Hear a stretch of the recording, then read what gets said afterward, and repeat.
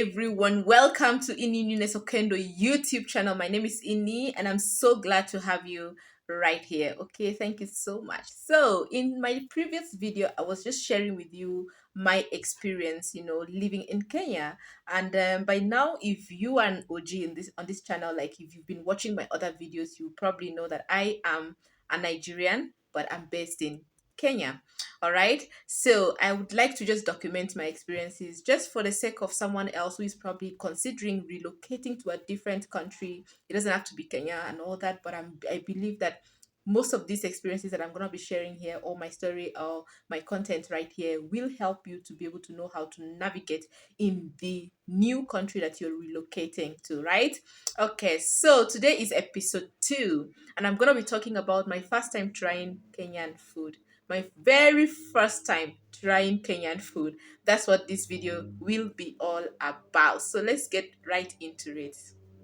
This is Inni Newness Okendo YouTube channel, and I am glad to have you here. Enjoy the content.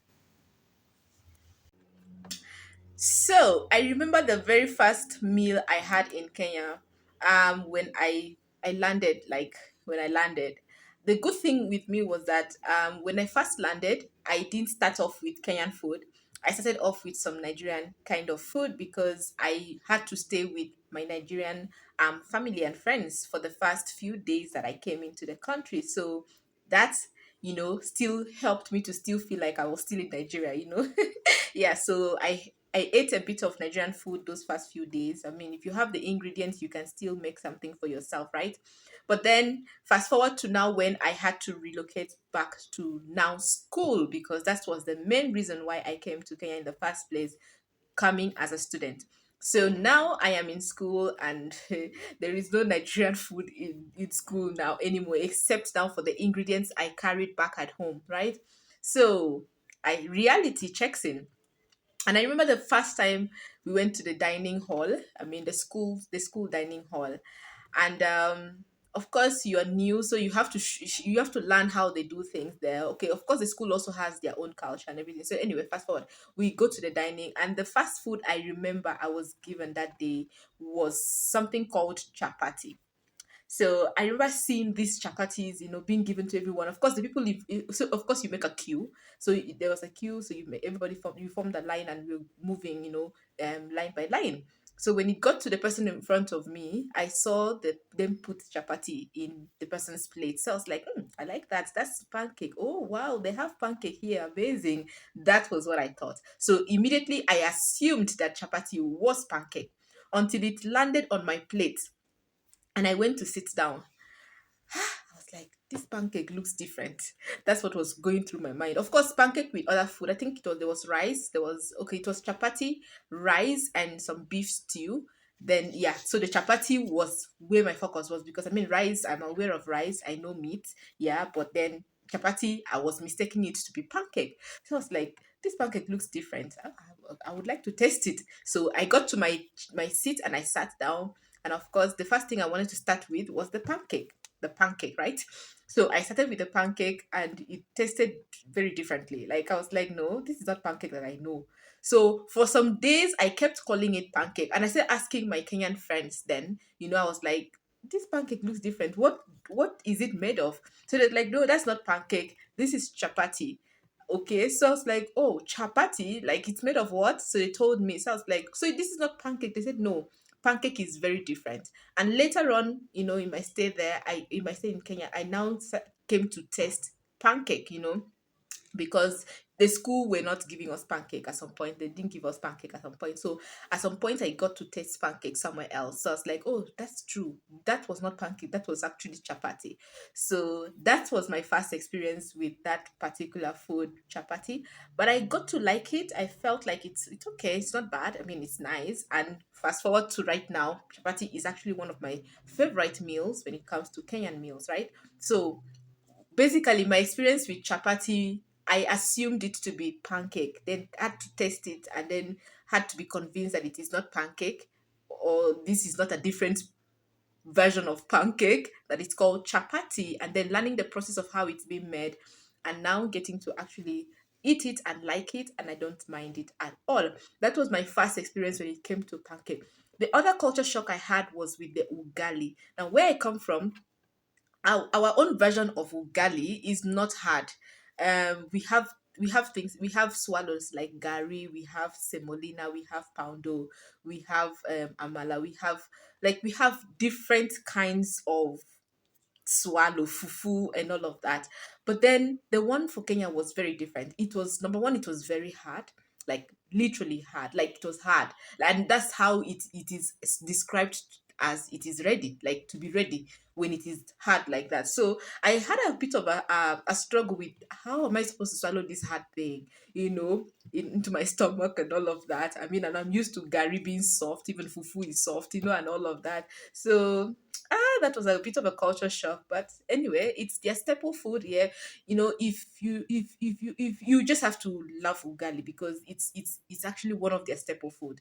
Like, everybody eats ugali in Kenya. So if you don't like it, then get your own swallow from your country and be eating. If not, you really struggle.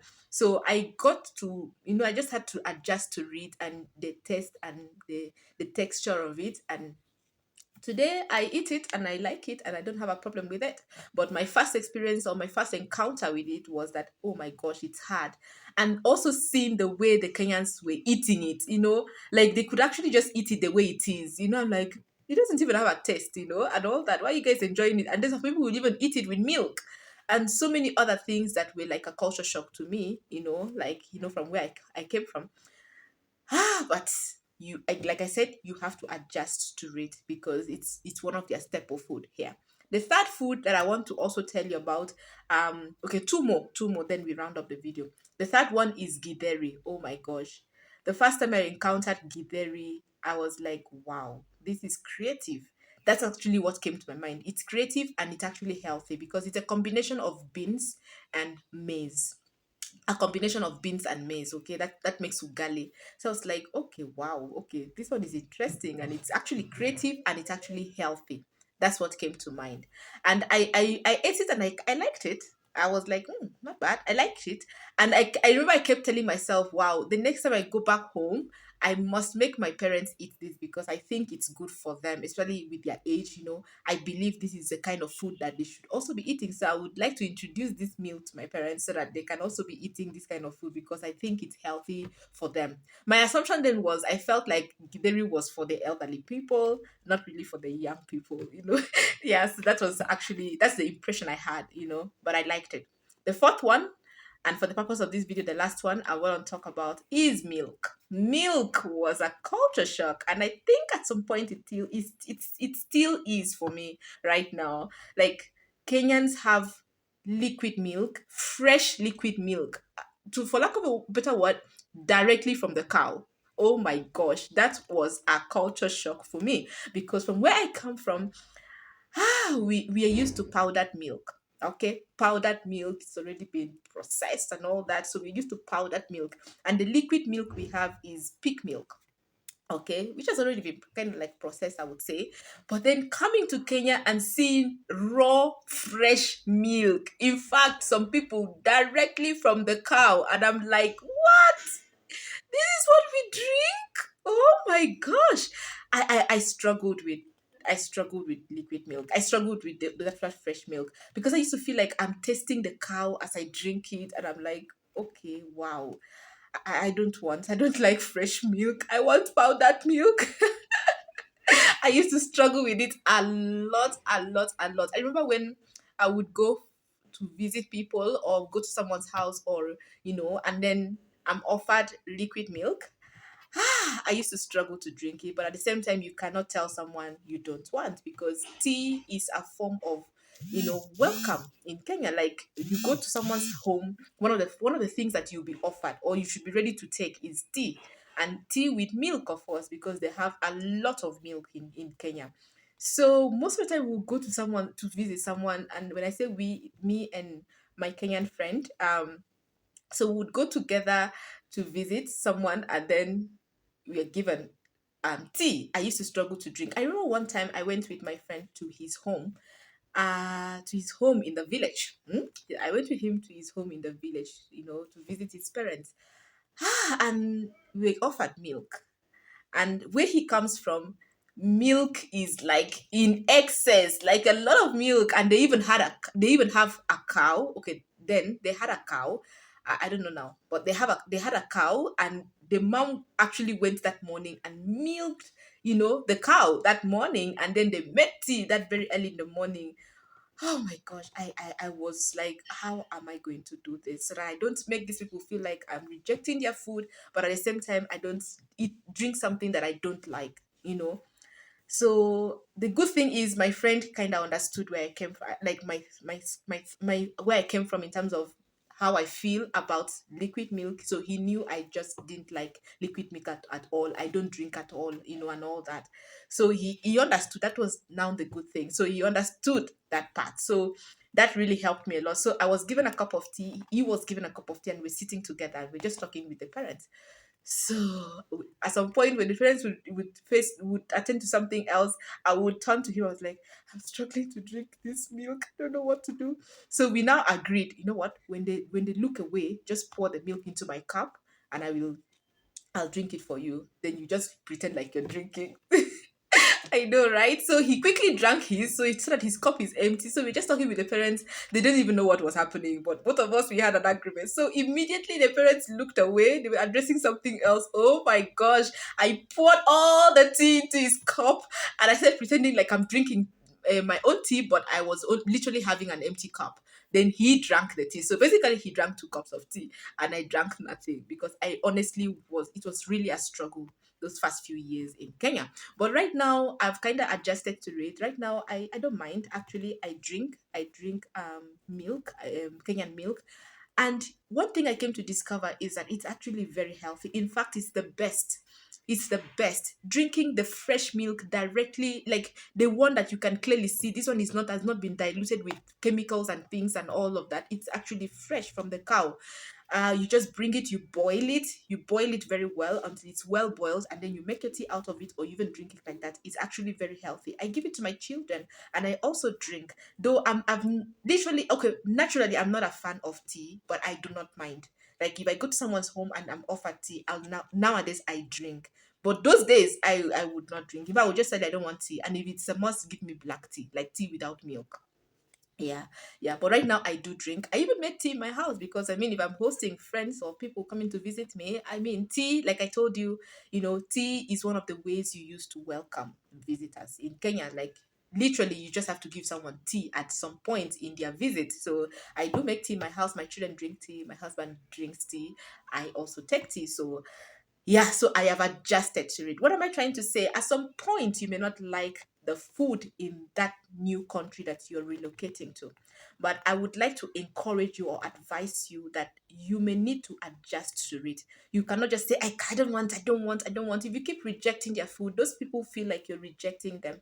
Have a taste. You may not like it, you may not enjoy it, but just have a taste. Don't reject it, okay? Try it out. Be open minded when it comes to trying out new recipes, new food when you're going to someone else's country. It makes those people feel accepted. It makes them feel like you actually like them, you love them, and you appreciate them, and you accept them, and you're happy to be in their country. Okay, don't just reject. At first, it may sound weird to you, to your taste buds, but with time, I'm sure you may start adjusting to it. And with time, if you discover that this one is just a no, it's still fine. You don't have to eat everything, but don't make them feel like this is disgusting. No, don't do that. Okay, just say it's okay, but I just don't like this particular one. Okay, and some of them, with time, you may start liking them. Some of them, it's just a no for you. Like for me, I have the ones that are no. I don't take this one. No. Like, yeah. Like for me, I don't eat cabbage. And that's not because it's cooked. I mean, cabbage is everywhere, right? Like, but I don't like cabbage. Like, if I visit your house, don't give me cabbage. I will not eat it. Or anyway, I'm just joking. But literally, honestly, I don't eat cabbage. I don't eat cooked cabbage. Like I don't eat cabbage. I don't like cabbage. Yeah. So there's some things that need to be like a no. And where I come from, we don't cook cabbage the way Kenyans cook cabbage. Like we don't literally cook cabbage and eat it with rice, or as in eat it with ugali or something like that. So it was not so easy for me to like cabbage, like embrace cabbage. So what am I trying to say? There's some food that you will just not like. no matter how much you test it. I've tested cabbage, right, by the way, and I even go to some people's houses and they offer cabbage, with ugali or with rice or something, and I'll be like, I'll just take the soup, just so that I don't offend the host. I just take the soup, but I don't eat cabbage. I don't like cabbage. Mm. Yeah. So there are some food that you will not like at all. Like no matter how long you stay in that country, to be for you to be more of a no, no. Okay. Well, there are some that with time, you just need time and you will adjust to it. Okay. With time, you'll adjust to it. Like for me now, the milk, the fresh milk, and also omena, yeah, and other kind of food as well that I came to find in Kenya. So with time, you may start adjusting to it, and then you start liking it eventually.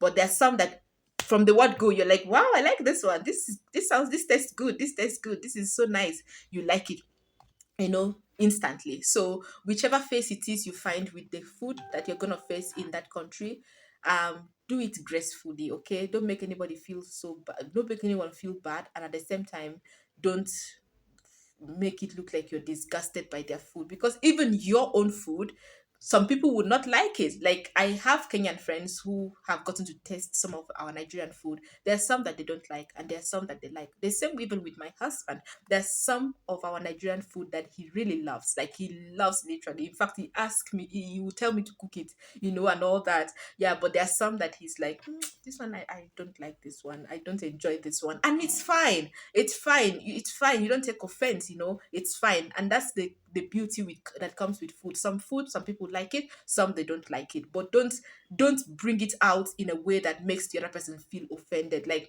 this, as if you're disgusted by the food. I don't like it. It's bad. Disgusting. No, don't do that. You can always communicate it, but in a very nice, polite way, right? Okay. So, but bottom line, be willing to explore, be open to trying out new recipe from different from what you're used to from your place. Be open-minded. The ones you can like. The ones you don't like, leave it. The ones you feel like with time you like, keep trying it bit by bit and you will get used to it. Thank you so much for watching this video. What part of this video did you like? You can leave it in the comment section. Share this video. Subscribe to this YouTube channel, because I'm going to be bringing to you some of these kinds of content, going forward. So please subscribe to my YouTube channel, like this video if you really enjoyed watching it, and I'll see you in my next video on